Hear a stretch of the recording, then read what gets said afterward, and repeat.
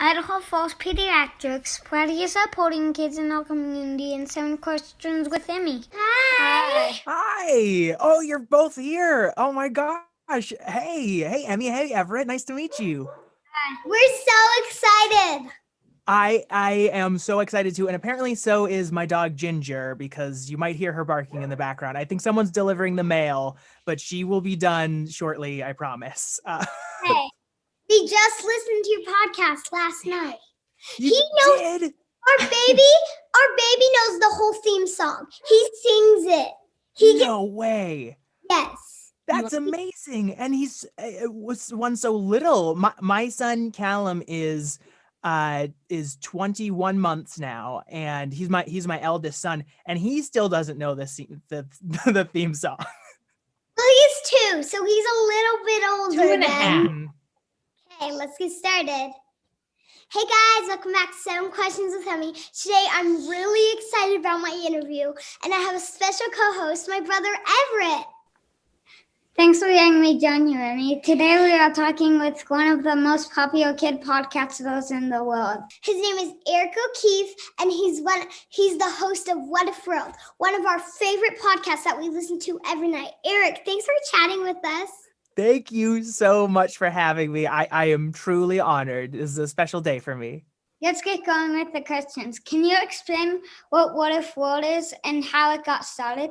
Sure. What If World is a storytelling podcast for kids. And it got started in a moment very similar to this, in fact. I used to tell stories over long distance over the computer to my nephew, because I lived in LA and he lived in Boston. I missed him a lot. His name's Teddy, and hi, Teddy. He's almost 10 now. And I was telling those stories, and Miss Karen, my wife, she thought that they sounded good. So she was like, why don't I turn this into a podcast? I had no idea how to do that. So thank goodness she is smarter and more driven than I am. So she helped me make the first episodes of What If World and taught me how to edit and produce them on my own. And now here we are. Who is your favorite character from What If World? Oh, that's a great question. Well, I would say probably the most popular character is Fred the dog. He loves Fred the dog. I am not surprised. He is inspired by my own real life dog, Fred, who was born with a tongue that's too long for his mouth, and it makes his life a little bit difficult, but he has overcome that, and he's a really amazing dog.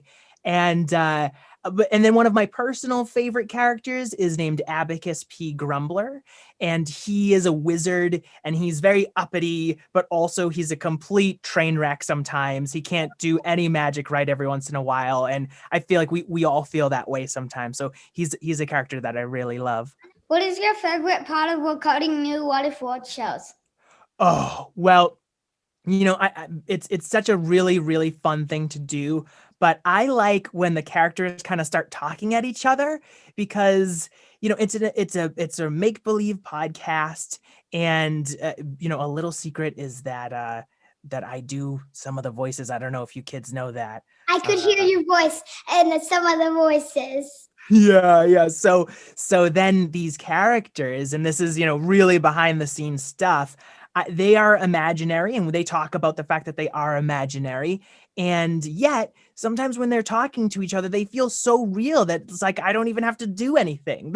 They're just talking back and forth. And those are the most fun, silly, imaginative moments. I really enjoy that. How many questions and ideas are submitted to you every week? Oh, at least dozens. Sometimes we have a really big week and we'll get like a couple hundred, and we get a lot of questions, which is great. Now, at the beginning, we got very few. Can you ever run out of what if questions, and what would happen if you did?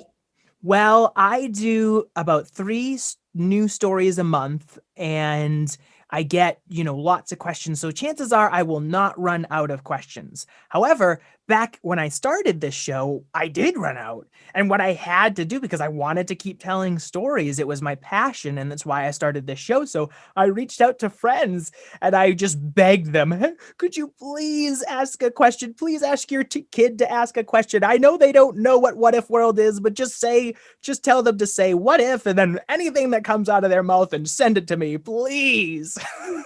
And that's what it was like. Is it hard to come up with creative stories every week?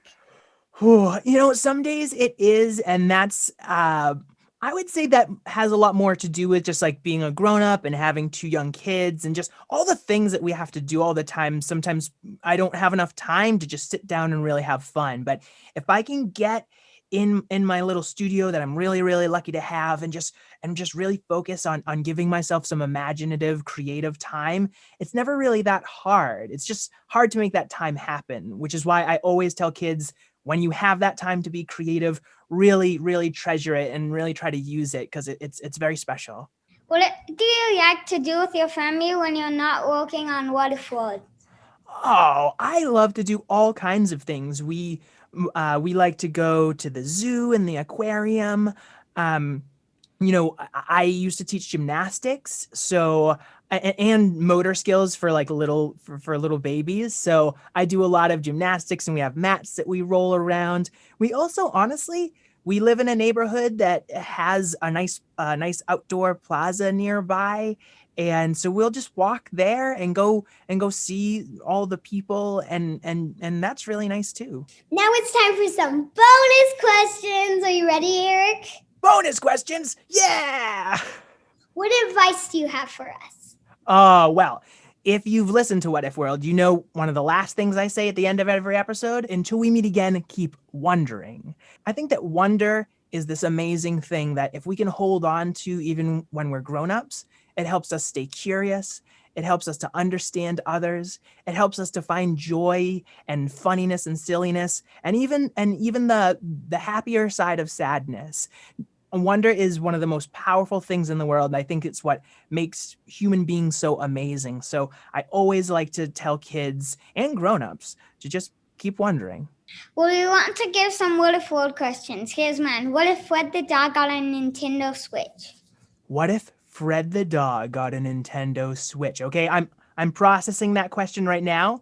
But Emmy, it sounded like you might have also had a question. I do. And here's mine. What if Fairlease fell in love with you, Mr. Eric? What if Fairlease fell in love with me, Mr. Eric? Oh my gosh. Would you two be up to telling, I know normally your show would end right now, but would you two be up to telling like a little What If World story together right now? I would love to do that. Yeah? What we'll do, I'll tell the story, and sometimes I'm going to need your help. And if you feel like talking, then you're more than welcome to. And if you'd rather listen, then that's okay too. Right? This is for us to just share in together in whatever way is best for us, okay? So we have what if Fred the dog got a Nintendo Switch? And what if Fairlease fell in love with me, Mr. Eric? Yeah. All right. So let's see. That's the sound of us going to What If World, okay? So here we are. So Fred the dog was very excited because his friend Everett had a present for him. Oh, Everett, it's so nice to see you. Thanks for coming to visit me all the way in Waterford. I know it's really a long trek. Did you get me something? Yes. Oh, it looks like some little kind of thing, like a box. Am I supposed, with buttons on it? Do I chew on it and eat it? Is that what I do? No. Oh, what is it called? A Nintendo Switch. Oh, a Nintendo Switch! Wow! I have no idea what that is.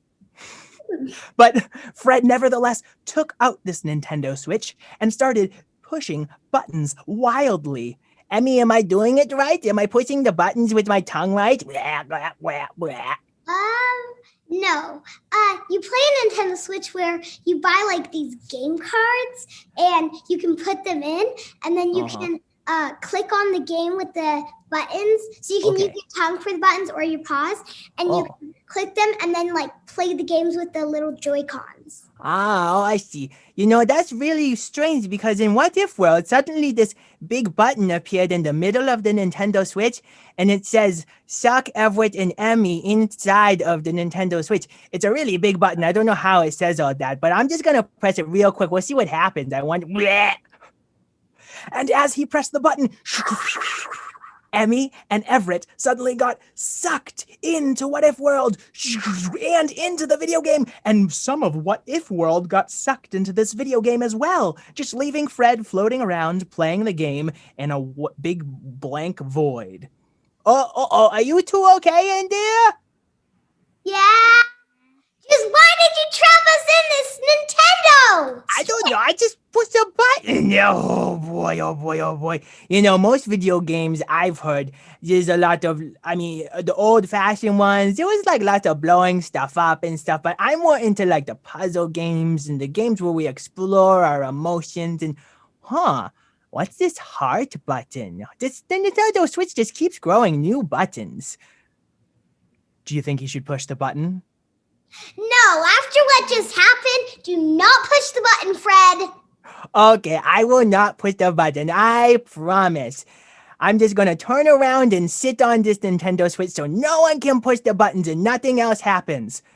But when he sat on the Nintendo Switch, of course, his bottom pushed the button.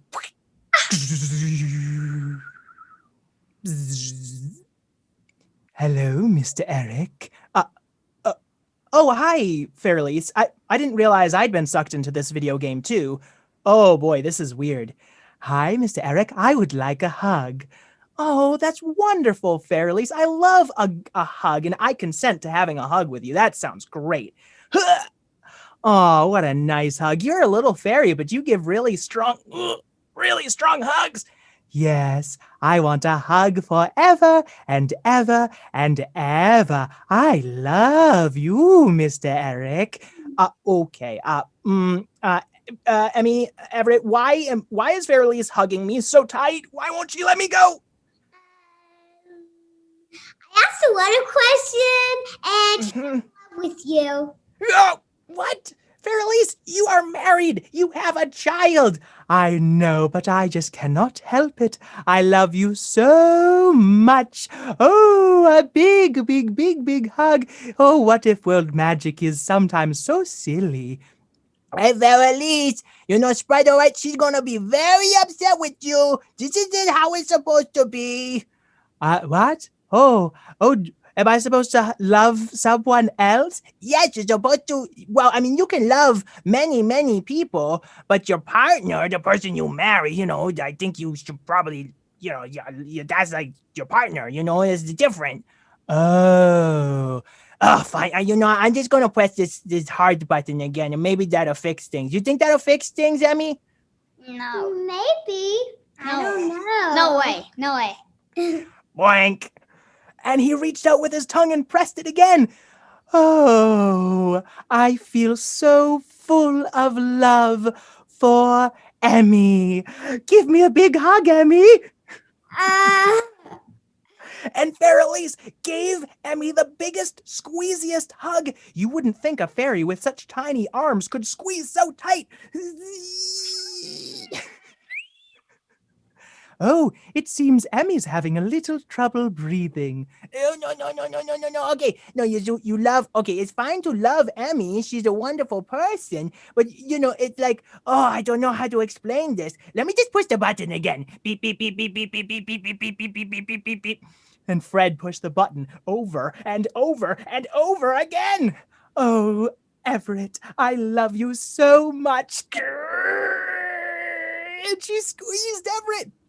Oh, Fred, I love you too. Well, don't come out here after me. You're in the video game. I'm out of the video game. I do not want a big hug right now. Zoom. And she flew out and started chasing him around for a hug. I said, no hugs, please. Oh, I guess I cannot hug without permission. That's awfully inconvenient, but I love you, Fred. Please. And Emmy and Everett and Fairlease and Sprite Alright and Mr. Eric and Kathunkel and Abacus P Grumbler. I love them all so much. I don't know. This is like an exhausting amount of love. Everett, Emmy, what should we do? Well, should we tell her to go back to her house and see her kids and husband? Maybe we could just put her to sleep or brainwash her and then she'd forget all about this. Oh, if brainwashing got us into this mess, then brainwashing can get us out of it. That's good advice, everybody. No, folks at home, that is not good advice. Please do not brainwash anybody. No, it's gonna work, I promise. Okay, Farrelly's, we just need you to take your brain out of your ears and then put it in the sink, and then with the soapy bubbles, you're gonna massage it. Okay, I love you so much. I'll just take out my brain. No!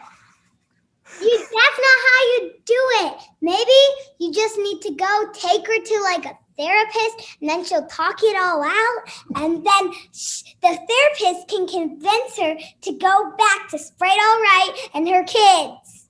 Wow. Oh my goodness, that's like the most grown-up advice anyone's ever given on this show. And, most of our guests are grown-ups. This Emmy is very, very mature. So Farrelly's went and met with a therapist. Rigo